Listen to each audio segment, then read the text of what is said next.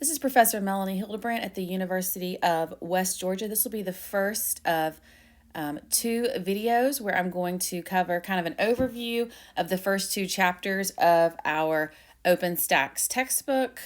So we just start off with this basic question, okay? What is economics? Like, how do economists define this thing that we study, right?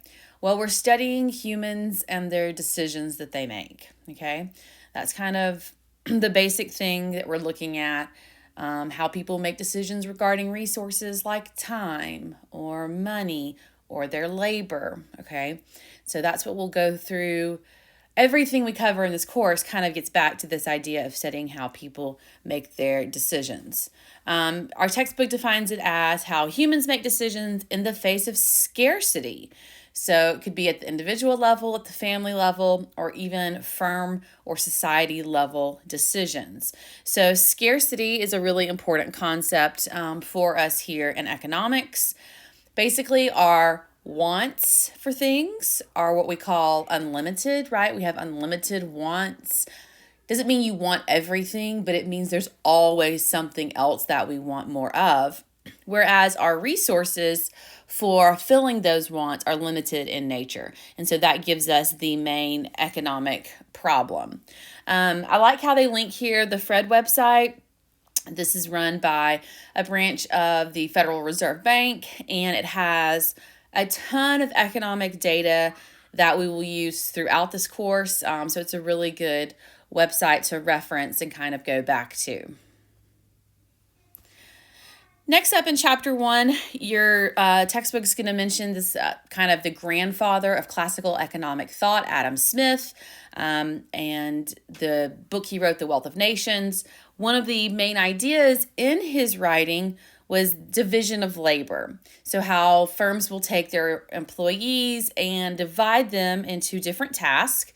And because we found that it's a more efficient way to produce goods and services. Tied to this idea of the division of labor then is specialization, okay, where your workers focus on a very specific task or set of tasks in the overall production process. Think of it, you go to a restaurant, you're going to meet the hostess who's going to take you to your seat, and then there's going to be a server who will take your orders. There could be a bartender, there's going to be different people in the kitchen that are actually cooking and preparing the food, right? They all have different tasks that they do in order to provide you the service of a meal at their restaurant. This also brings in then the idea of economies of scale, which basically just says that as we increase the quantity that we produce, the average cost of producing declines. So it gets cheaper to make each individual unit as we're making larger and larger quantities of it. So again, that's called economies of scale, an important concept that we will come back to in this course. So some of you should know this as business majors at the university. You have to complete both a micro and a macro class. So we have these two different lenses in which we study the decisions that people are making. So in our micro class, we're going to look at individuals with like the households, the workers, individual firms.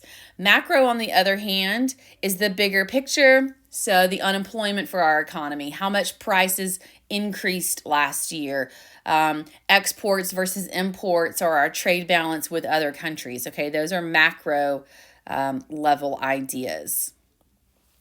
So again, micro, we're looking at individual choices. We might ask questions like, why do more people now purchase ebooks and fewer hard copy books?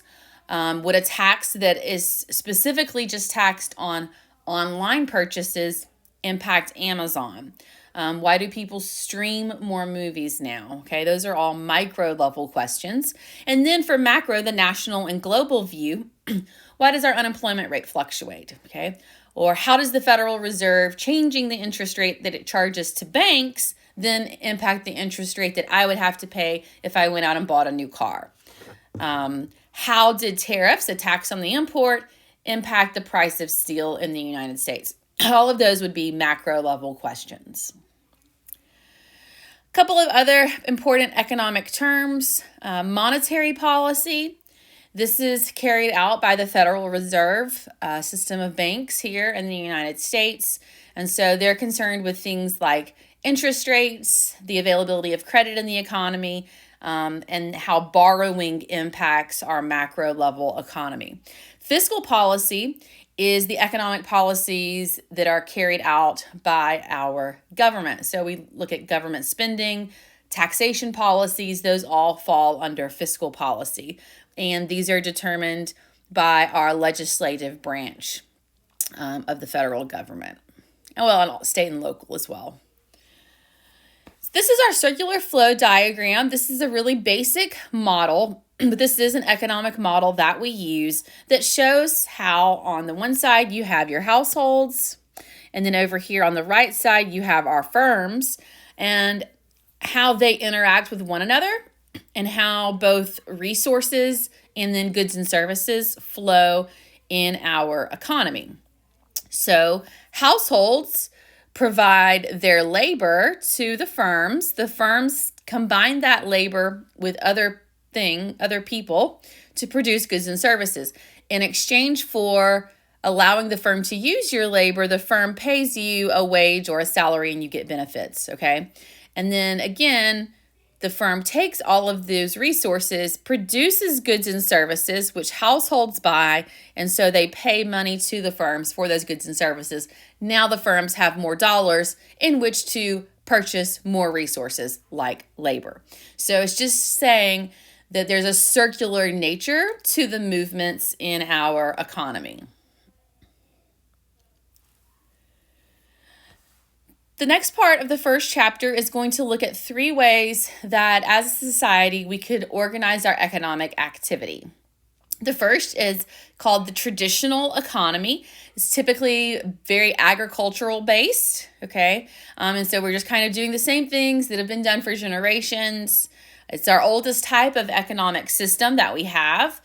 It's still used in some parts of Asia, Africa, and South America. You tend to work as a family unit, okay? You're not really working outside of whatever your household has chosen to do. And in order to consume something, for the most part, you have to produce it. So you're making your own clothes, you're growing your own food, you're building your own shelter. And these traditional economies see really little economic progress or development. The second one is called a command economy. This is a more sophisticated economic grouping. And here our economic decisions are made by a central authority, okay, a government authority, where the government is the owner of the resources. And so they dictate how those resources would be used. They're going to make decisions, the government, on things like what goods and services will be produced, what will the prices be, what are our methods of production, what wages are we going to pay our workers. In exchange, though, because the government does own all of the resources, they also would provide necessities to the community like healthcare and education at no cost, okay? So some examples of command economy: ancient Egypt was a historical example. Also, medieval manor life. Communism, present-day communism, stems from the idea of a command system. And currently, the countries that most closely follow this type of economic system are Cuba and North Korea. And then our third type of economic system is called a market economy. Now our economic decisions are decentralized. They're not all made by the government. Private individuals are going to have ownership of resources, and businesses are going to produce and supply goods and services based on the demand that they see. So we have now the presence of a market where potential buyers and potential sellers come together and agree on mutually beneficial exchange. Again, the idea of private enterprise. So private individuals or groups of individuals businesses operate to make those production decisions as they are the resource owners. The reality is that most of our economies are mixed. So they have some elements of command traditional and market systems all in play. The U.S. economy, we are certainly the most market-oriented of the present-day economies that we have globally. A lot of countries in Europe and Latin America, yes, they are primarily market-oriented, but they have a larger degree of government involvement in economic decisions than we have here in the United States. On the opposite end from the market, you have economies like China and Russia, where while they have moved more into market-based decisions, they still remain closer to the command economy side of the spectrum here.